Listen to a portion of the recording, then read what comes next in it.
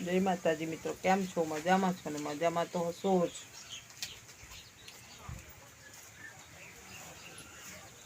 હવે આવે છે હોળીનો તહેવાર. હોળીનો તહેવાર આપણા હિન્દુ સમાજ માટે એકતાનું પ્રતીક છે. કે જે હોળીના તહેવારમાં હોળી પ્રગટાવવાની, હોળીની પૂજા કરવાની. ખેડૂતો હોળીની બહુ સરસ પૂજા કરે છે. અને પછી હોળી બનાવે છે. મોટી બહુ સરસ ઢગલો હોળીનો બનાવે, બહુ સરસ હોળીનો ઢગલો બનાવે. અને પછી બધા ગામના ભેગા થાય. અને પછી બધા ઘેરે ઘેરથી નારિયેળ વધાવે. નાના છોકરાઓ એ બનાવે, હાર બનાવે. મોટા મોટા હાર બનાવે. અમે નાના હતા ને ત્યારે અમે અમારી જેટલા મોટા હાર બનાવતા હતા. મેરમેણિયા યાદ નહીં આવતું જો. અમે નાના હતા ને ત્યારે મેરમેણિયાના મોટા હાર બનાવતા હતા. બધા ભાઈ બહેન જુદા જુદા હાર બનાવતા હતા. હમણાં છોકરાઓ બનાવે છે, પણ અમે જેવા બનાવતા હતા ને એવા નહીં બનાવતા. તો બધા હાર બનાવે. હોળીમાં પ્રગટ થવાના હોય તે ટાઈમે થોડા વહેલા જઈને બધા હાર હોળીમાં પધરાવી દે. છાણા ભરી ભરીને કળિયા લઈ જાય. ગૃહિણીઓ છાણા વધાવે. અને પછી સરસ મજાની હોળી બનાવે. ગામડામાં તો બહુ મસ્ત હોળી બનાવે. અને પછી ઠેક ઉપર ધજા બાંધે. ગામના લોકો ખેડૂતો ઠેઠ ઉપર ધજા બાંધે. અને પછી હોળી બ્રાહ્મણ આવે, પૂજા પાઠ કરે ને હોળી પ્રગટાવે. પણ ગામના લોકોની અને ખેડૂતોની નજર તો ઉપર ધજામાં જ હોય કે ધજા કઈ બાજુ જાય છે. ધજા ગામમાં જાય. તઈને તઈ પડે તો વરસ સારું ના આવે એવું કહે છે. અને ધજા ઉડીને આમ જાય આખી સીમ બાજુ તો વરસ સારું આવે. ખેડૂતો એવું કહે છે ભાઈ.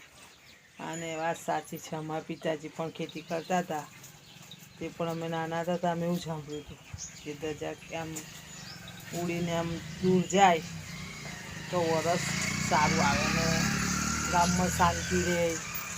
કોઈ જાતનું ઝઘડા બગડા ના થાય ને એમ સરસ રીતે વાતાવરણ સારું રહે ગામમાં. અને વરસે સારું રહે. તો પછી આજે પણ એવું ચાલે છે. આજે પણ બધાને બેસબરીથી એ હોય કે ધજા કઈ બાજુ જાય. ધજા સીમ બાજુ જાય તો બધાને બહુ ખુશી થાય. અને ધજા અંદર ને અંદર પડી જાય એવું કહે છે કે આ સાલ વરસ નહીં સારું આવે. વાત તો સાચી છે. પછી બધા હોળી પ્રગટાવે. સરસ બધી બહેનો ચોફેરા પાણી લોટામાં પાણી લઈને પરિક્રમા કરે. પછી બધા ઘરે જાય. પછી સેવ બનાવે. આજકાલ તો બધા સેવ નહીં ખાતા, ઓછી ખાય. પહેલાંના જમાનામાં નવા ઘઉંની સેવ બનાવતા હતા અને ખાતા હતા. હમણાં તો છોકરાઓ સેવ નહીં ખાતા. એટલે ગમે તે બનાવે પણ આમ સારું જમવાનું બનાવીને જમે. પછી પાછા સાંજે 8-9 વાગે, 9:30-10 પાછા બધા પાણીના લોટા ઘડા ભરીને પાછા હોળીમાને ઓલવવા આવે. આવી પરંપરા હજુ ગામડામાં છે જ એમ. પછી બીજા દિવસે ધૂળેટીનો તહેવાર પણ આપણા હિન્દુ સમાજ માટે બહુ એકતાનું પ્રતીક છે. કે લોકો રંગ એકબીજાને લગાવે છે. અને જે કંઈ ગીલા શીખવા હોય એ દૂર કરે છે. જે કંઈ બોલાચાલી થઈ હોય કે માફ કરજો એમ તેમ એવી રીતના નવા વર્ષના દાડે ધૂળેટીના દિવસે બધા એકબીજાને કલર લગાવે. છોકરાઓ ધૂળેટી રમે છે. ઘેરિયાઓ ઘેરી રમે છે. અને આ તહેવાર તો મોટા ભાગે બધા જ લોકો મનાવે છે. પણ મતલબ કે આમ આદિવાસી માટે તો આ તહેવાર બહુ જ ખૂબ મહત્ત્વનો છે. અમારા ગામમાં આજુબાજુ ખેતરોમાં ભાગ્યા રહેતા હતા, તો તે હમણાં ખાસા 2 દિવસથી બધા જવાની તૈયારીઓ કરી રહ્યા છે. ખાસા તો જતા રહ્યા, પણ અમુકના છોકરાઓ નિશાળે ભણે છે ને, તો કાલે શનિવાર છે ને, તો સ્કૂલ ભરીને છોકરાઓને લઈને પછી જતા રહેશે. 4-5 દિવસ આવશે. એ લોકોનું એટલું હોળીનું તહેવારનું એટલું મહત્ત્વ છે.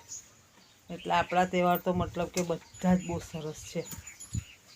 જો આપણે સારી રીતે ઉજવીએ તો, આપણે સારી રીતે મનમાં રાખીને એ કરીએ, ખુલ્લા મનથી આપણે એને વધાવીએ તો બહુ સરસ છે.